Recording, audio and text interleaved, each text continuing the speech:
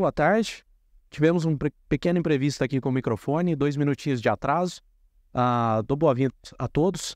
Essa é uma sessão sobre guerra cibernética. Nós teremos 3 artigos. O primeiro artigo vai ser do Major Moreira. Major Moreira, tá por aqui? Gentileza? Cada artigo terá um slot de 15 minutos. Então, uma apresentação de uns 10 a 12 minutos e a gente abre no final para perguntas. Tudo bem? Major Moreira, fique à vontade. A apresentação é sua. A palavra é sua. Teste.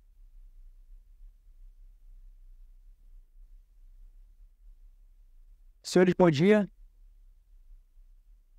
O meu objetivo agora é apresentar o artigo Adversarial Filter on Malware Domain. Esse artigo é de minha autoria, do Major Rafael, do professor Edílio Drago e do professor Lourenço. Antes de mais nada, eu deixo um disclaimer. Todas as referências daquilo que for falado aqui estão no artigo, então se os senhores tiverem alguma dúvida, podem ver lá. E, além disso, eu também vou estar à disposição para comentar qualquer tipo de dúvida. Nós vamos seguir esse roteiro. Antes de mais nada, antes de partir para o motivo do trabalho, eu vou trazer alguns conceitos que são importantes para o assunto ao qual o trabalho foi feito. E quais são os assuntos? São esses. Primeiro deles, Malware Domain. Malware Domain, nós tratamos com Malware Domain tudo aquilo que se refere ao contexto de malware.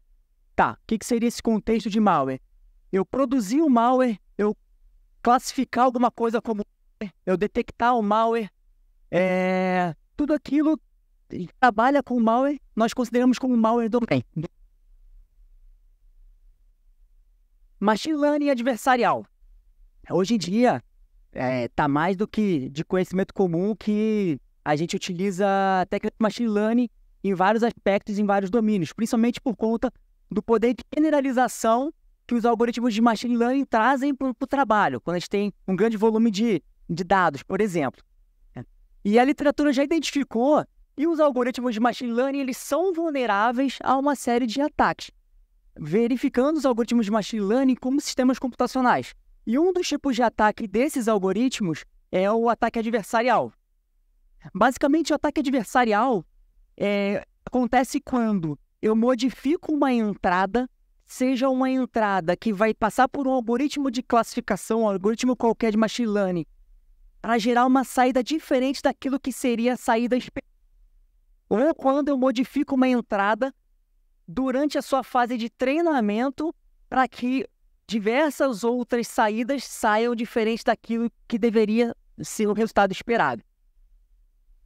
E como exemplo, eu trago essas 3 fotos. A primeira delas, se eu, por exemplo, passasse essa foto por um classificador, ele me diria que o resultado é um cão. É um cão com um casaquinho. Eu posso criar uma espécie de um ruído feito de maneira intencional, para que essa foto, ao ser passada novamente por um classificador, ela não seja mais identificada como um cão, mas sim como uma porta. Isso é um ataque adversarial em algoritmos de Machine Learning. Tá ok. E a literatura ela separa em alguns grupos, e os principais deles são os ataques de evasão, que são aqueles em que eu gero um ruído específico e injeto esse ruído específico em algum elemento que vai passar pelo algoritmo de classificação ou o que quer que seja, mudando o resultado. Nesse exemplo, nós temos, por exemplo, um malware que está em um formato de código e é convertido para um formato de características, uma matriz de características. Por exemplo, eu injeto um ruído nessa matriz de características e, ao passar novamente esse malware pelo meu classificador, ele que seria classificado como malware não vai ser classificado como malware. Outra forma de ataque que a literatura propõe são os ataques de envenenamento, que, de maneira geral, eu crio uma amostra adversarial, essa amostra modificada, e utilizo elas durante o treinamento do meu modelo de aprendizado de máquina, fazendo com que diversas amostras que após esse treinamento, utilizando o modelo modificado, passem pelo modelo, tem o resultado alterado. Para esse tipo de ataque, existem algumas considerações. Por exemplo, eu preciso ter acesso à forma de treinamento desse modelo, APIs de treinamento e etc. O problem e o feature space. No nosso trabalho, nós utilizamos os conceitos que grande parte da literatura desse assunto utiliza. Primeiro deles, problem space. O problem space é a representação de mundo real de algum artefato. Então, por exemplo, a foto, ela é uma imagem no mundo real. Eu consigo ver, se eu utilizar um visualizador de imagens, a foto é uma imagem. Eu consigo ver as características dela. Se eu colocar essa foto no visualizador hexadecimal, eu tenho uma string de byte. É a representação do mundo real daquela foto. É um programinha. Eu tenho, por exemplo, o cabeçalho lá no início da foto, dizendo que é uma imagem JPG. E por aí vai. Isso é como ela é a representação real dela no mundo real.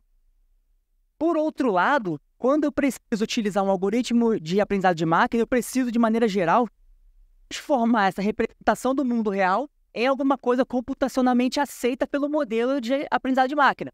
Então, eu converto esse elemento para algum conjunto de características. Nesse caso, o exemplo do último quadro, eu tenho 3 matrizes RGB indicando ali essa questão das cores da imagem.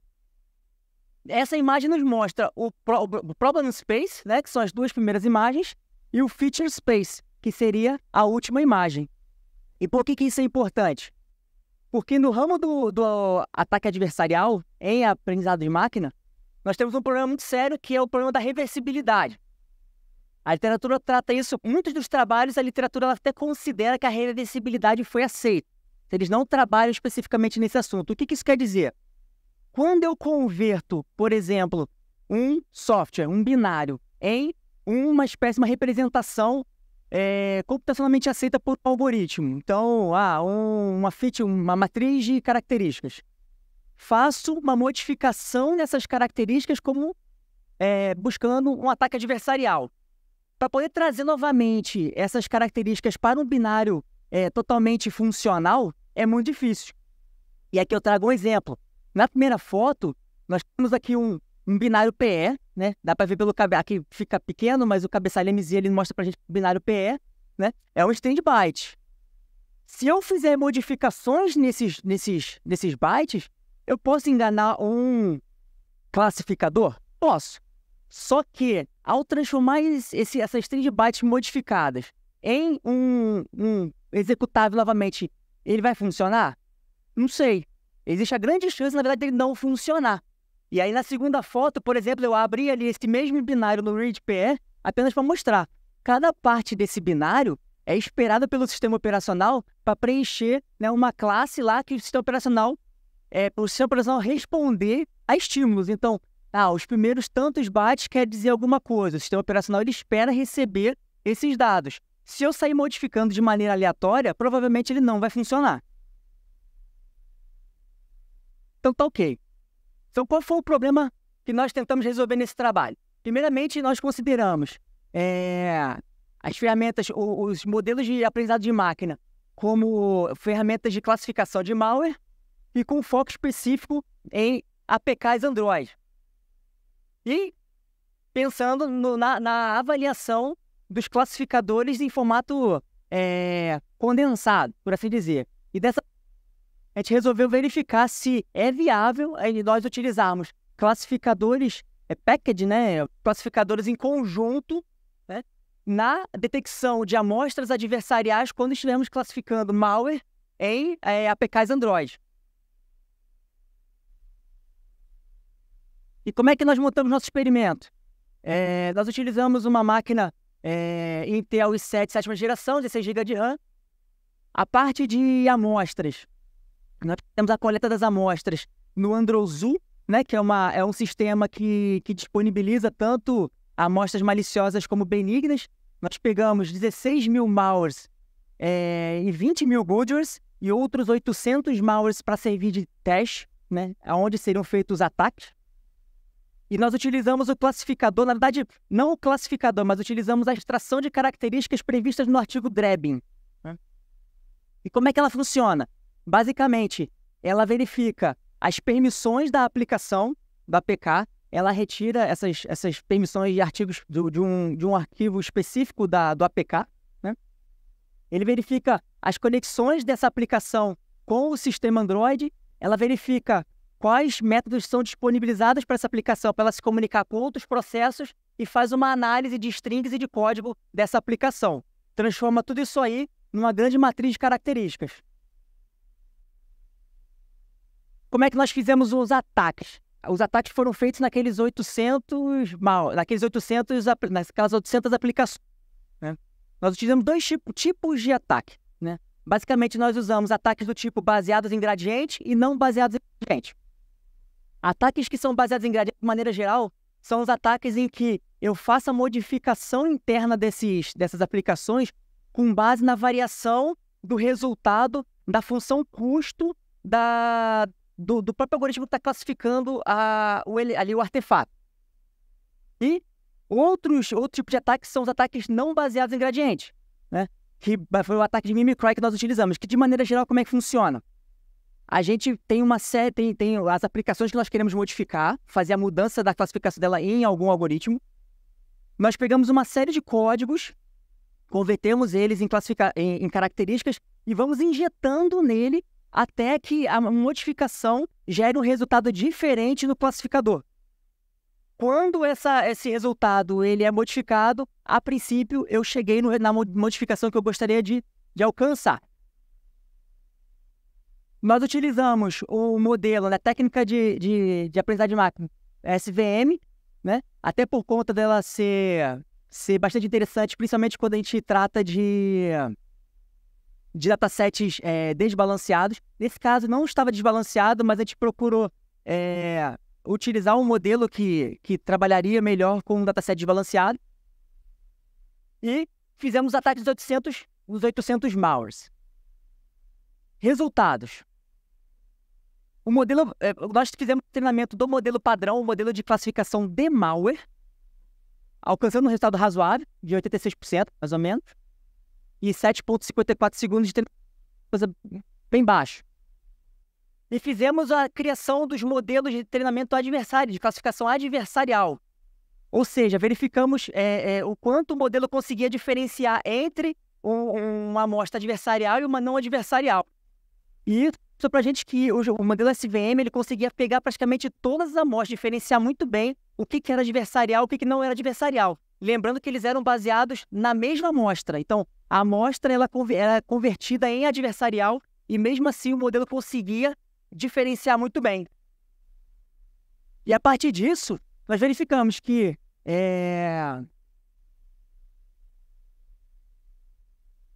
nós tivemos um aumento, assim, uma melhoria de classificação no primeiro teste em que os ataques de Mimicry eram feitos, nós tivemos uma melhoria na classificação de 6%. E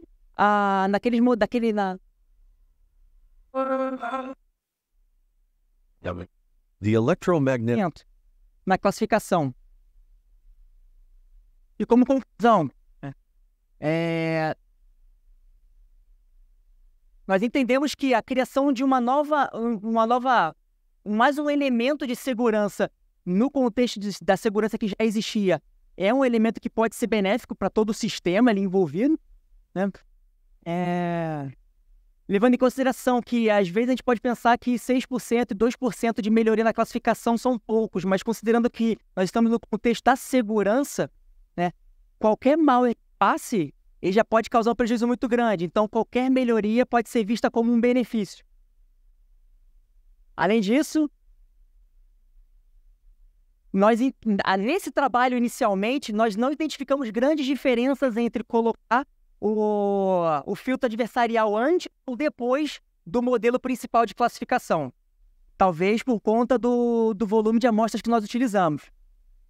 E para trabalhos futuros, a nossa intenção é aumentar o escopo do trabalho, colocar mais amostras, colocar mais tipos de ataque e outros tipos de sistemas envolvidos. A gente usou somente o Android APK nesse. A intenção é aumentar o escopo para os próximos. E talvez avaliar outras restrições que possam existir. Por exemplo, tempo de leitura de disco, acesso à memória e etc. Todas as restrições possíveis para trabalhos futuros. Dessa maneira, muito obrigado e fico à disposição para as perguntas. Excelente. Muito obrigado, Major Moreira. Temos tempo para uma pergunta? Alguém? Eu tenho uma pergunta, Moreira.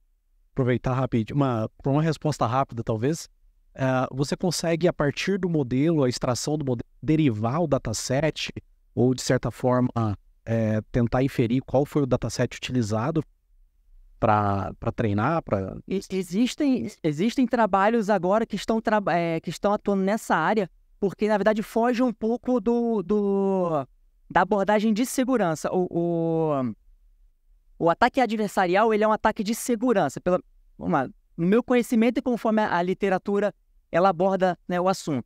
O ataque adversarial é um ataque de segurança. Os ataques, né, que conseguem extrair informações do modelo, eles entram no ramo dos ataques à privacidade.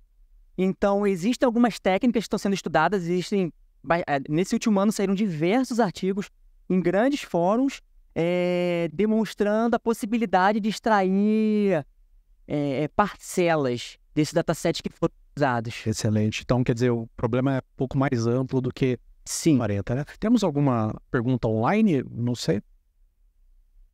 Acredito que não. Então, vamos finalizar a apresentação. Muito obrigado. Novamente.